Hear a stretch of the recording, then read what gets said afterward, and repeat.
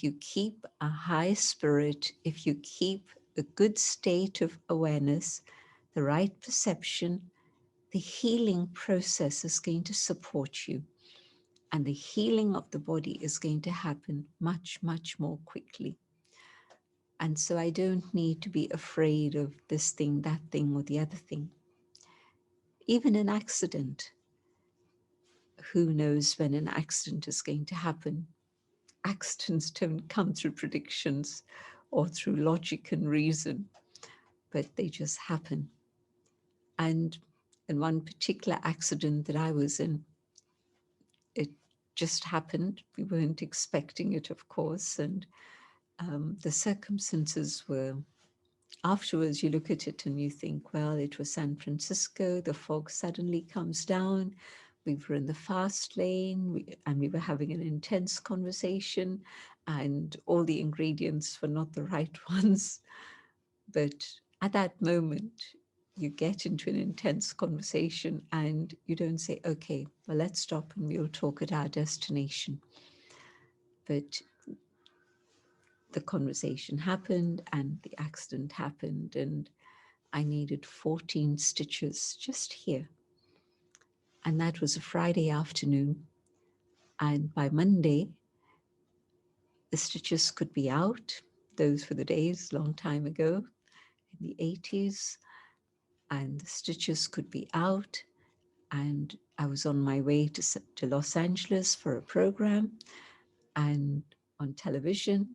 And the interviewer just said, do you have a cold? It seems you've got a little bit of a thick lip. That's it. And so what happened was the power of yoga. And then that night I caught a flight to New York and I managed. So the power of awareness. What is my awareness? If my awareness is here and I feel I am that inner being, the being of light, then I know that whatever it is that may happen, I can deal with it. And so not to be afraid. If I'm afraid, I'm dying 1,000 times before death actually comes knocking at my door. Waste of time, waste of energy, waste of my thoughts. My thoughts and my time and my energy are very precious. And so fear just makes all of that go down the drain. It's like pulling the plug and the hole is there and everything goes swoosh down and away.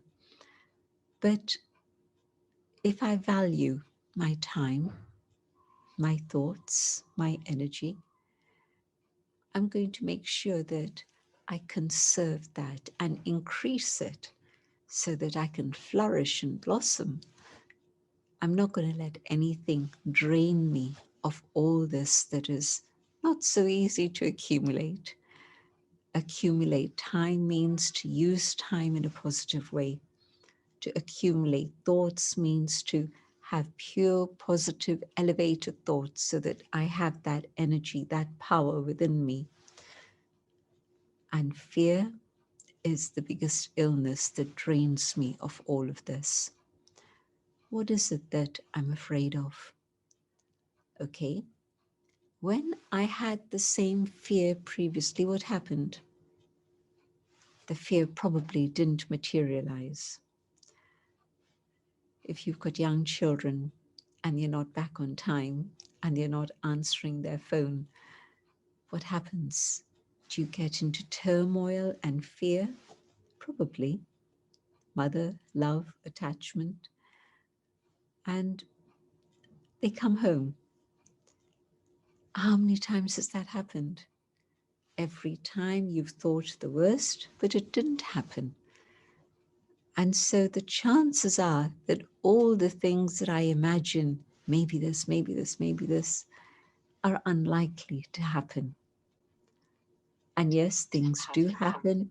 And so we do feel that maybe there can be something like this. Okay, there's something going on here. Has it finished? Yes, it's fine now. So just to be aware that fear doesn't have a basis in reality. It's something that I'm creating within my own mind. And maybe there's another reason why we have fear. Maybe I'm aware that there are mistakes I have made in the past, and there has to be some sort of accounting for those mistakes.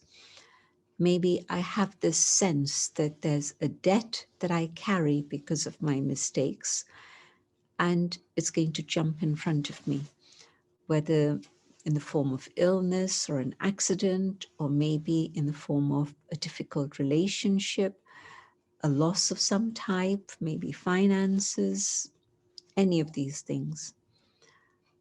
And maybe there's a fear of the future. What's going to happen to me? Who's going to care for me? Who's going to look after me? So there's two different types of fears. Fears as a result of something I've done, and maybe there's going to be a time for settling that, but also the concerns for the future. Let's deal with the things of the past. If I've made a mistake, okay, have I learned a lesson from that mistake? I hope I have. And if you look back at the mistakes you've made and you haven't learned the lessons, then this is the time to stop and look back, not with disgust or pain or guilt or sorrow. Just be here, detached. Detachment is not a nice word, makes you feel sort of like on your own, makes you feel a little bit cold, not very nice, not very welcoming. But the word detach is actually telling you you're free. When I'm detached, I'm free. If I'm attached, I'm not free. And so think about free, and you'll begin to appreciate the word detach more and more. So in that state of detachment from the consciousness of the body, I, the spirit, I, the soul, I'm free. And so I look back and I see my mistakes, and maybe I see that it's been a similar mistake that happened many, many, many times. We have patterns of behavior, and it's not so easy for people to learn their lessons from the past.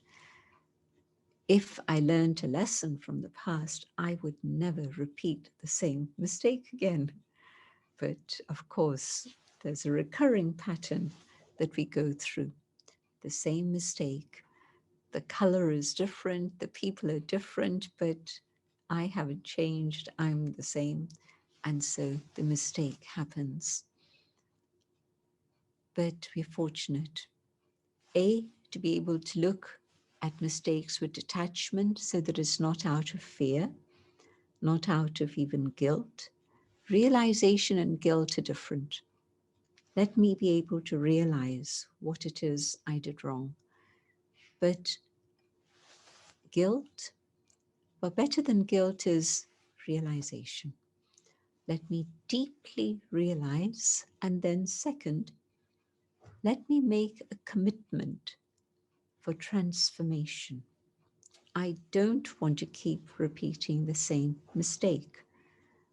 I want to be able to transform it. And so I need power from God. I need to have the wisdom, the insight to check and see what it is so that I can sort it out and put it right. And so very important to actually go through that process and learn, realize, transform, and settle it by forgiving yourself and by seeking forgiveness from whoever is still around. I go inwards and I remember I am that inner being a being of light. My thoughts of love connect with the Supreme, the source of love.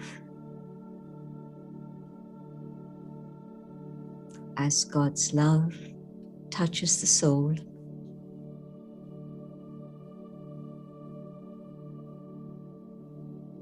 going deep within the being that I am, I'm able to forgive. I'm able to let go. And the love within the soul itself is ignited.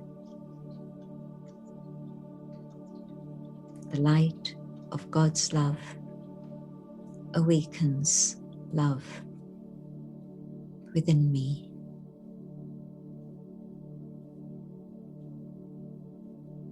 And in this experience of pure love, I find joy. God's love has not only ignited love, but it's awoken the happiness that I carry within myself.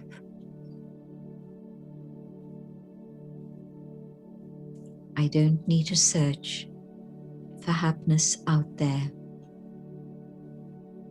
It is there within me.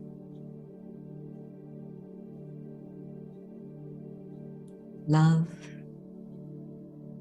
happiness, and peace are my own inner treasures. Peace from the ocean reminds me I am a being of peace.